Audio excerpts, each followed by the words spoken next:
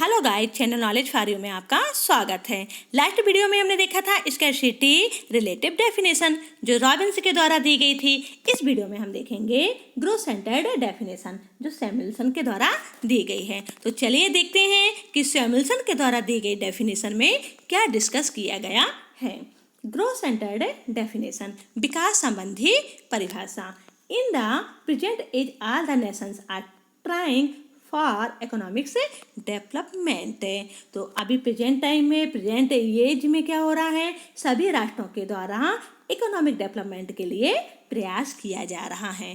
तो वर्तमान युग में सभी राष्ट्र आर्थिक विकास के लिए क्या कर रहे हैं, ट्राई कर रहे हैं, प्रयास कर रहे हैं। They are facing numerous economic problems. और उन सभी राष्ट्रों के बीच, उन सभी देशों के बीच क्या हो रहा है, किस चीज़ को फेस करना पड़ रहा है उन्हें इकोनॉमिक प्रॉब्लम्स को फेस करना पड़ रहा है। मतलब कि आर्थिक समस्याओं का सामना करना पड़ रहा है। और ये जो आर्थिक समस्याएं हैं, जो इकोनॉमिक प्रॉब्लम्स हैं, तो इन सब का समाधान, इन सब का सॉल्यूशन कहाँ पर मिलेगा? इन सब का सॉल्यूशन हमें इकोनॉमिक्स में मिलेगा। The remedy of this problems is the subject matter of economics and it's objective is economics development. तो इन समस्याओं का समाधान मिलेगा अर्थशास्त्र में, क्योंकि यह अर्थशास्त्र का विषय है ना। जो भी इकोनॉमिक्स प्रॉब्लम्स आएंगी तो हम उसे अर्थशास्त्र में उसका सॉल्यूशन ढूंढेंगे। और इसका उद्देश्य क्या है? किसका उद्देश्य? अर्थशास्त्र का। अर्थशास्त्र का उद्देश्य क्या है? Economic development. इसका उद्देश्य है आर्थिक विकास। Professor Samuelson is the most prominent. He was honored with Nobel Prize in 1970 for his outstanding contribution in the field of economics. तो सैमुअल्सन जो है वह क्या है, प्रोमिनेंट हैं, बहुत ही प्रमुख हैं। किस लिए प्रमुख हैं? क्योंकि उन्होंने इकोनॉमिक्स फील्ड में जो वर्क किया है उस वर्क के लिए उन्हें 1970 में नोबेल प्राइज से सम्मानित भी किया गया है। According to Samuelson. अब हम है ना सैमुअल्सन द्वारा दी गई डेफिनेशन को पढ़ लेते हैं और समझते हैं कि उन्होंने अपनी डेफिनेशन में क्या बताया है। Economics is the study of how man and society choose with or without the use of money to employ scarce productive resources with could have alternative usage to produce various commodities on time and distribute them for consumption now and in future among various people and groups in society। तो इन्होंने अपनी परिभाषा में क्या बताया है? इन्होंने कहा है कि जो इकोनॉमिक्स है वह इस बात का स्टडी करता है कि जो मैन और जो सोसाइटी है, मतलब जो मनुष्य है और जो समाज है, वह किस प्रकार से बिना मनी के, है ना, और मनी के साथ और बिना मनी के जो हमारे पास रिसोर्सेस हैं, रिसोर्सेस कैसे हैं? लिमिट में हैं। रिसोर्सेस कैसे हैं? लिमिट में हैं। और साथ में इन रिसोर्सेस का अल्टरनेटिव यूज भी होता है, वैकल्पिक यूज भी होता है। तो सोसाइटी के द्वारा और मनुष्य के द्वारा इन सीमित संसाधनों का अल्टरनेटिव यूजेज कैसे किया जाए। और साथ में क्या बताता है? साथ में यह भी बताते हैं कि इन लिमिटेड रिसोर्सेस का सोसाइटी में किस तरीके से डिस्ट्रीब्यूट किया जाए, और डिस्ट्रीब्यूट करने के साथ साथ जो कंजप्शन है, जो उपभोग है या जो प्रोडक्शन है, उसको कैसे बढ़ाया जाए। ठीक, प्रेजेंट टाइम में तो इनका यूज किया जाए, जो रिसोर्सेज है प्रेजेंट टाइम में यूज किया जाए, साथ में फ्यूचर के लिए भी इनका यूज किस तरीके से करना है। इसे इजी लैंग्वेज में और समझ लीजिए कि इन्होंने कहा है कि अर्थशास्त्र इस बात का अध्ययन करता है या स्टडी करता है कि जो मैन है, जो सोसाइटी है, तो बिना मनी के या मनी के साथ, है ना, मनी के साथ तो हम क्या कर सकते हैं, कोई भी चीज़ खरीद के ला सकते हैं, लेकिन बिना मनी के कैसे काम चलेगा? तो आपने 10th क्लास में देखा था कि जब मनी नहीं थी, जब मुद्रा नहीं थी, क्या होता था उस समय ना, गुड्स एक्सचेंज हुआ करते थे, कमोडिटी एक्सचेंज हुआ करते थे, वस्तु विनिमय चला करता था, है ना।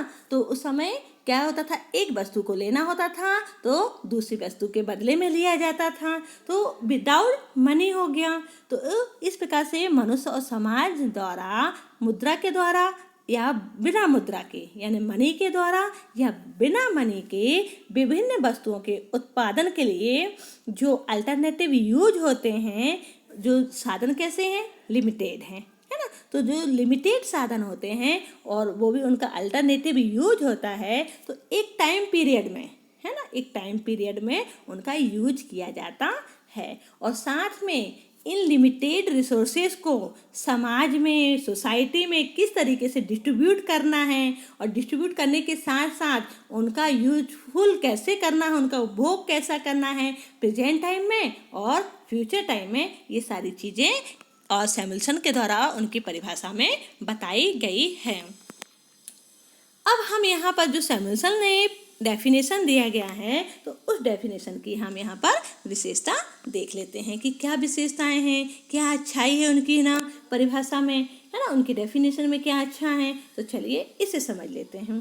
The growth centred definition of Samuelson has the ahead characteristics हैं। तो यहाँ पर उन्होंने कुछ विशेषताएं दी हुई हैं। अकॉर्डिंग टू सैमुअल्सन, सैमुअल्सन के अनुसार man should not be a content with the means available to him in the dynamic economic system human wants are likely to multiply।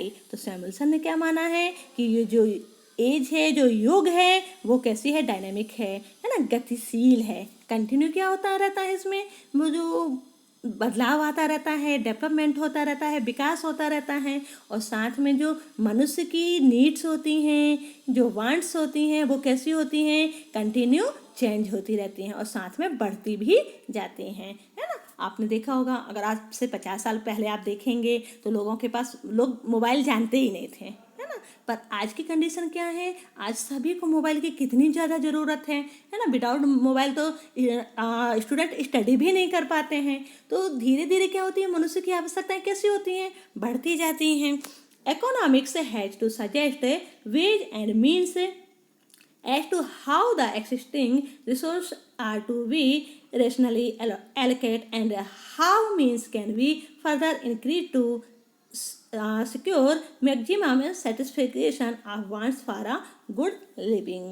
तो यहाँ पर उन्होंने बताया कि जो हमारे पास संसाधन हैं, उन संसाधनों का हम कुशलतम रूप से किस प्रकार से उपभोग करें और साथ में उनका यूज अच्छी तरह से करते करते हम एक उच्च जीवन स्तर भी हम पा जाएं, मतलब गुड लिविंग भी हो, है ना। तो हमें अपनी जो आवश्यकताएं हैं, जो हमारी नीड्स हैं, तो उन नीड्स में हमें क्या हो, मैक्सिमम सेटिस्फिकेशन होना चाहिए और अधिक से अधिक संतुष्टि मिलनी चाहिए, है ना। He emphasized the need of choice which arise due to unlimited wants and limited means to satisfy them। तो यहाँ पर फिर बता रहे हैं कि अर्थशास्त्र का जो संबंध होता है वो किससे संबंध होता है, सीमित साधनों के वितरण तथा उपभोग से है। तो उन्होंने अपनी परिभाषा में क्या बताया है, उन्होंने अपनी परिभाषा में केवल साधनों के डिस्ट्रीब्यूट पर ही बल नहीं दिया है, बल्कि उनका यूज कितनी अच्छी तरीके से किया जाए ताकि जो लिविंग स्टैंडर्ड है वो भी बढ़ जाए। मतलब लोग क्या हो, सेटिस्फाई हो जाएं, है ना। जो उनकी नीड्स अगर पूरी हो जाती हैं, उनकी आवश्यकताएं पूरी हो जाती हैं, तो उससे क्या होगा, उनको सेटिस्फाई हो जाएंगे। He studied the problems of an economic not at a point of time but over a period of time. उन्होंने अपनी परिभाषा में किसी पॉइंट ऑफ टाइम की बात नहीं की है, उन्होंने बात की है ओवर अ पीरियड की। अब पॉइंट ऑफ टाइम क्या है और ओवर अ पीरियड क्या है, तो इसे समझ लीजिए। मान लीजिए कि आपकी एज 100 ईयर्स की है, ठीक, और आपके पास जो रिसोर्सेस हैं वो लिमिटेड हैं। तो आप क्या चाहेंगे कि जो आपके पास रिसोर्सेस हैं, जो साधन आपके पास हैं, आप यदि पॉइंट ऑफ टाइम में या एक दिन में ही उनको ख़त्म कर दीजिए यूज करके, है ना। एक दिन में ही ख़त्म कर दीजिए तो वो हो जाएगा पॉइंट ऑफ टाइम। एक दिन में ही आपने उसका यूज किया, यूज करने के बाद समाप्त कर दिया, उसका एंड कर दिया। लेकिन आप चाहते हैं कि नहीं, हम उन रिसोर्सेज का जब तक मेरी लाइफ है ना, उनका यूज कंटिन्यू मुझे करना है, तो वो हो जाएगा पीरियड ऑफ टाइम। मतलब कोई रिसोर्सेस आपको मिला है और उस रिसोर्सेस का आप 1 डे या 1 मंथ ही यूज करते हैं और उसका यूज करके उसको एंड कर देते हैं, तो वो हो गया आपका पॉइंट ऑफ टाइम। लेकिन उसको आप इस तरीके से यूज करते हैं, कुशलता से, पूरी कुशलता से यूज करते हैं, उनको बचा बचा के चलते हैं, तो वो हो जाएगा आपका पीरियड ऑफ टाइम। ठीक, तो यहाँ पर उन्होंने बोला गया है कि इस परिभाषा में उन्होंने बताया कि जो अर्थव्यवस्था में वस्तुओं के उत्पादन, जो प्रोडक्शन के समय के एक निश्चित बिंदु है ना, पॉइंट ऑफ टाइम को उन्होंने नहीं देखा, बल्कि उन्होंने क्या लिया है, पीरियड ऑफ टाइम को लिया है। और पीरियड ऑफ टाइम लेने का उनका क्या मीन्स है, उनका मीन्स है कि जो रिसोर्सेस हमारे पास हैं तो हम उनका यूज प्रेजेंट टाइम में तो करें, साथ में फ्यूचर के लिए भी उनको बचा कर रखें, मतलब उनका फ्यूचर में भी यूज कर सकें। His definition is dynamic as it includes elements of time. तो उन्होंने अपनी परिभाषा में एक गतिशील, है ना, गतिशील मतलब होता है जो कंटिन्यू चलता रहे, है ना, तो गतिशील एलिमेंट्स ऑफ टाइम को लिया हुआ है, इंक्लूड किया है। ही gave emphasis on the present use as well as future use of means। और उन्होंने इस बात पर भी ना फोकस किया है कि जो हमारे रिसोर्सेस हैं उसे प्रेजेंट यूज बस में नहीं, बल्कि फ्यूचर में भी उन मीन्स का, उन साधनों का यूज किया जाए। Professor Samuelson has included the concept of economic development in his definition. तो यहाँ पर उन्होंने बताया है कि जो संसाधन हमारे पास हैं उनका कुशलतम उपयोग तो किया जाए, साथ में नए नए रिसोर्सेज को भी खोजा जाए, उस पर भी उन्होंने फोकस किया है, उन्होंने बल दिया हुआ है।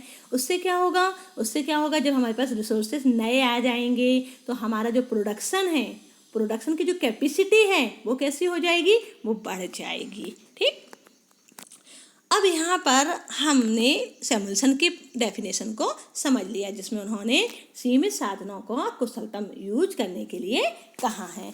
अब इसके पहले आप लोगों ने क्या देखा था, एडम स्मिथ की वेल्थ रिलेटेड डेफिनेशन, मार्शल की वेलफेयर एंड रॉबिन्स की स्कैर्सिटी रिलेटेड, है ना। तो इस तरीके से आप लोगों ने एक एक करके सभी डेफिनेशन को समझ लिया।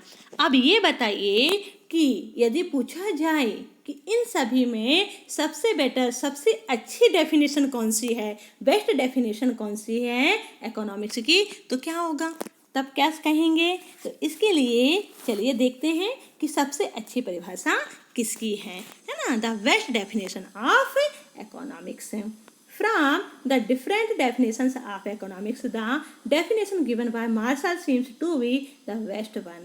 तो देखने में तो क्या लगता है, ऐसा लगता है कि जो रॉबिन्स की परिभाषा, जो मार्शल की परिभाषा है वो क्या है, ज़्यादा बेटर है। क्यों? क्योंकि उनकी डेफिनेशन में ह्यूमन वेलफेयर के बारे में चर्चा की गई थी, मतलब मानव कल्याण की बारे में बात की गई थी, है ना। The definition given bye Robins is more scientific and it has widen the scope of economics. तो रॉबिन्स की जो परिभाषा है वो वैज्ञानिक परिभाषा है, और साथ में जो इकोनॉमिक्स का जो क्षेत्र होता है वह उसने विस्तृत क्षेत्र को भी लिया है। With the practical point of view the definition given by Marshall is more important. लेकिन जब प्रैक्टिकल पॉइंट की बात की जाएगी तो मोर इम्पॉर्टेंट किसकी डेफिनेशन कहलाएगी, मार्शल की कहलाएगी। The study of economic activity increase in material welfare, the study of social man etc. makes economics a real and normative science. According to Professor Robbins, the importance of economics is not so great as it is in the definition of Marshall। Professor Adam Smith, professor Marshall, professor Robbins, इन सब ने जो definition दी हुई है, तो उन definition में आपने देखा था कि एडम स्मिथ की थी वेल्थ से रिलेटेड थी, है ना। उन्होंने धन को ही, वेल्थ को ही सब कुछ मान लिया था। तो उनकी डेफिनेशन की तो क्या हुई थी, बहुत ही ज़्यादा आलोचना हुई थी, बहुत ही ज़्यादा बुराई हुई थी। क्यों? क्योंकि उन्होंने पूरी सोसाइटी को ही वेल्थ रिलेटेड कर दिया था। और इसके बाद आपने देखा था, अगर हमने इंडियन इकोनॉमिक्स की बात करें तो उसमें हमने जेके मेहता को देखा था। तो जेके मेहता ने क्या किया था, पूरी तरह से नीति शास्त्र रिलीजन से रिलेटेड डेफिनेशन दिया था, जिन्होंने उन्होंने कह दिया था कि यदि व्यक्ति अपनी आवश्यकताओं को कंट्रोल कर ले, रिड्यूस कर ले, कम कर दे, है ना, तो उनकी डेफिनेशन में परम सुख की आनंद की प्राप्ति को बोला गया था, जो संभव नहीं है क्योंकि मनुष्य आवश्यकता विहीन नहीं हो सकता है।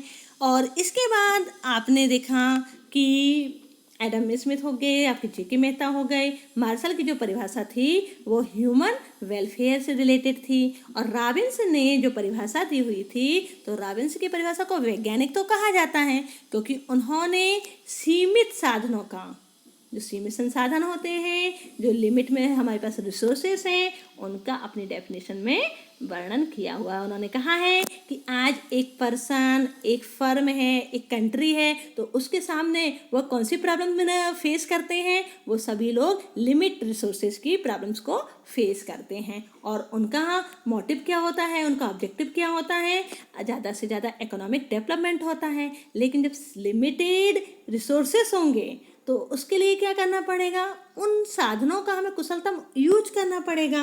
तो यदि साइंटिफिक देखा जाए तो रॉबिन्स की परिभाषा बेटर लगती है, लेकिन यदि प्रैक्टिकली देखा जाए तो मार्शल की परिभाषा ज़्यादा बेटर लगती है। तो यहाँ पर बताया गया है कि जो रॉबिन्स की परिभाषा तो वो तो वैज्ञानिक है, लेकिन मार्शल की परिभाषा वर्तमान समय के लिए ज़्यादा बेटर है।